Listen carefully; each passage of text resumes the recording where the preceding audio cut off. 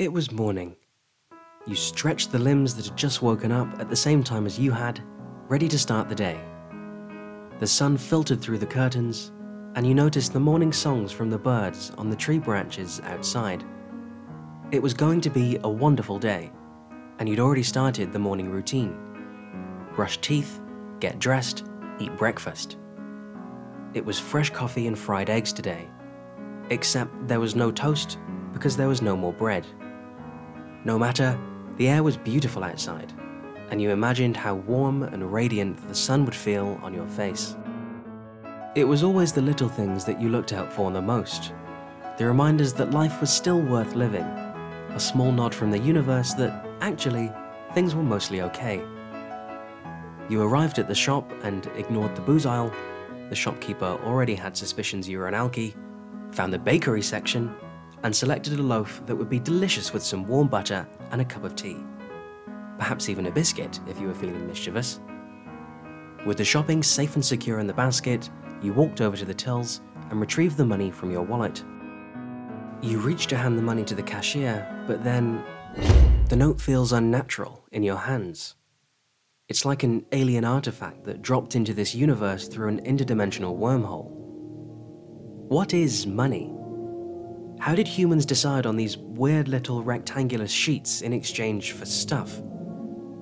How did some intrinsically worthless metals in the ground come to have the same value as the bread in the shopping basket? How did some humans base their whole lives around this thing that's worthless outside the human macrocosm? But the cashier handed over the change and you snapped back into reality and continued on with the day. It was lunchtime, and you'd arranged to meet some friends. You grabbed a coat, house keys, and turned onto the street. The sun was warm, but there was now a cool breeze, a remnant of the nausea you just experienced at the shops. You walked into the pub, searched around, and found your friends at the table in the corner. Food and drinks were ordered, food and drinks arrived. You were having a good time, and it was nice to have a bit of a catch-up. You'd almost shaken off the lingering unease you'd experienced earlier as you relaxed into your seat with a pint. However, the happiness took on an absurd sheen. What is happiness? An emotion that makes us feel good. We assume that happiness is a good thing, but was that really the case? Were you here because you wanted to spend time with your friends, or because it would make you happy? That sweet dopamine rush. Was that the reason we did anything at all? Was it because we find those things valuable and worthwhile? Or are all the actions we do controlled by a small number of chemicals in our brains? How many of our conscious experiences are ours and not caused at the whim of some automatic processes? Are we condemned to suffer with the illusion that we're ever in control of anything at all? You looked toward your friends for comfort, but their faces were maniacal caricatures of their usual selves. You laughed, but you weren't quite sure if it was genuine or not. It was evening, and the sun was dipping behind the horizon. It will have vanished completely in a few moments, as will all the existential intrusions that had tried their best to interrupt the normal functioning of the day.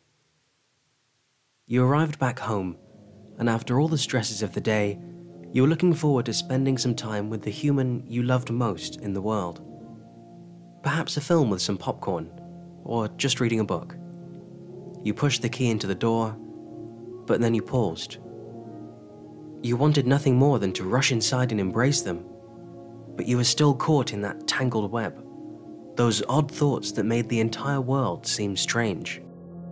You tried to move your feet, but you were frozen in space and time by absurd thoughts that removed you from the world entirely. This is the absurdist waltz, the dance that each of us dances at all conscious moments. We think the universe has meaning, but it falls apart at the slightest reflection.